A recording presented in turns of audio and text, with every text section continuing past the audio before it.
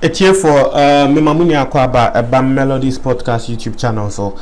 me mamuni akwaba Bam Melodies Podcast YouTube channel so ebia unim de air course wagana sisia breaking news ne say Anas Aremeyaw Anas the investigative journalist no ne partner pan the right hand side man at say one no investigative journalism no nkrofo bi akobonitio ekuno ewo Madina. Yes, Anas partner nkrofo bi akobonitio ekuno ewo Madina. Na me dey 2 videos on this. Embra news ne break here no my video on it ewo my channel ne so. We are masanso aye another video Ghana for kase yenchi Kennedy Japan no na yan question no because Anas release video bia Embra Anas number 12 no Kennedy Japan ekotena na 2 ena release pictures of Ahmed way ena Kennedy Japan ka say obi obechi Ahmed ni bia no ombo no Kennedy Japan no ebefa eka no intini nkofu so say ensem na Kennedy Japan kan no eno ka ho intina Ahmed no nkofo akobonitio ekuno no na finally no Anas breaking the silence on this. Na me ready actual na we are having more discussion on this. Now Ghana's undercover journalist Anas Aremeyaw Anas has reacted to news about the murder of a member of his Tiger PI crew, Ahmed Hussein Swale, by unknown assailants on Wednesday night at about 11 p.m. Not just Andre Numrikra 11 p.m. and Adiewe Esiye. Na say 11 p.m. nkrofo to meet na moto so ebe found chain e boat yoku na chese nkrofo no omudi wechi e wo bibia wo fi no ache na Anas no sisia Anas na so hwe ne ho so ye pan fi say na danfo no omotumi edinechi e wo no ani area Madina he say Kennedy Japan kraka say abranche no to Madina nti ono ani area omotumi ache no ekune dia na chese Anas no say omaneni da ne ho so ye pan so omaneni da ne ho so ye pan na yeto aso I say the deceased who reportedly played a key role in the investigative piece of Anas's number 12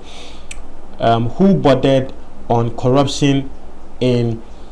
football was reportedly shot 3 times, twice in the chest and another in the neck Wednesday night at the Madina,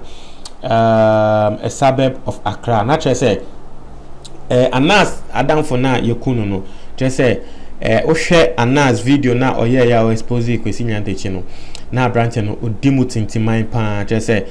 oyobia na just say as a project no ono na ye de share nsa na endra 11 na ye boniti okuno na ye shoot ne 3 times mienu amudi tuo mienu bullet mienu egu ne boso amu boniti just say ne bo na baako eye ne kon into no instantly na chese owuye instantly no owuye na chasa the unidentified men who said to be riding a motorbike he was rushed to the police hospital but confirmed death on arrival and his body deposited at the morgue of the same facility. Na chese omo bond ti omo deal boniwe no mo tina moto so na asemwe de tie for asemwe die o hwe senia ekunkum eya doso e wo Ghana ha se ya akwese almost every day yetin sem foforo etie for akwese almost every day yetin sem foforo fa ekunkum mi nim de akoso wo Ghana sisia mi nim omo de ne call hospital na wewu omo de ne do na doctors for say abranti ne wewu. Reacting to news of his death, Anas posted a video in which the member of parliament for Asin Central Kennedy Japan was issuing threats and wrote sad news but we shall not be silenced, rest in peace Ahmed. Naturally say Anas posted a video of Kennedy Japan oka se obebo eye abrantie no ana oka se nkrofo mbo abrantie no Kennedy Japan be fa ho kania no ena Anas ka say sad news but we shall not be silenced, rest in peace Ahmed. Naturally say Anas no say asem we the awosem na we emma yenja de ye nti ohwa Anas no so you be anaso den pan tie for na so den pa we de unim say nkofu bebre BBC esia omo awofo krampene omo awofo beka tom say masa ejuma ne jaye but ohwe Anas na so den no BBC esi no Anas say enye adewe na bema omo ejai ade a wo moye na ewom so omo ekun investigative journalist baako nanso no we emma omo njai ejuma a wo moye no we ni asema Anas eka etie for we ni asema Anas eka meanwhile executive director of the Press Foundation Listo Yesu Bukasin has described the murder of member of the Anas Arimaya Anas and his Tiger PI team as shameful, calling it a massive attack on journalism. Naturally, say executive director of the Press Foundation about Abeka say we there enye yenimgwase sempa na we attack on journalism. Sana executive director of Press Foundation no Listo Yesu Bukasin ne dey no sana no aka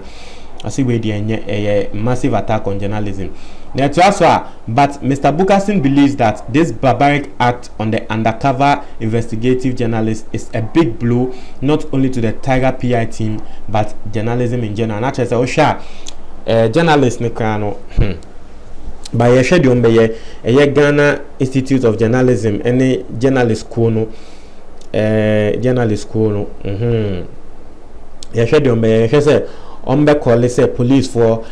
and free Kennedy Japan and question na ya schedule by a tier for be schedule omobeka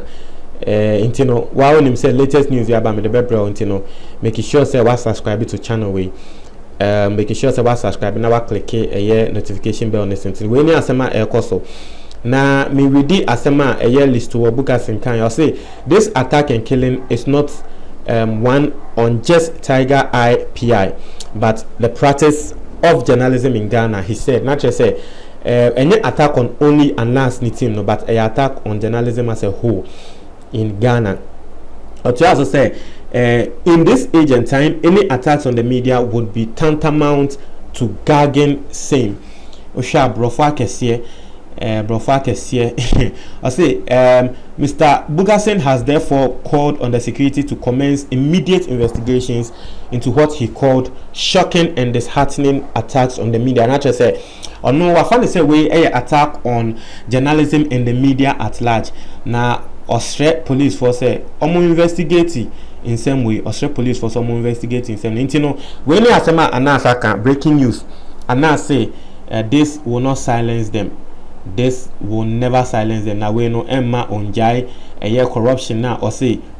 oyi edino and a corruption or say or dan edino. I see we Emma ninjai a wom say na dan for pan omwekuno now so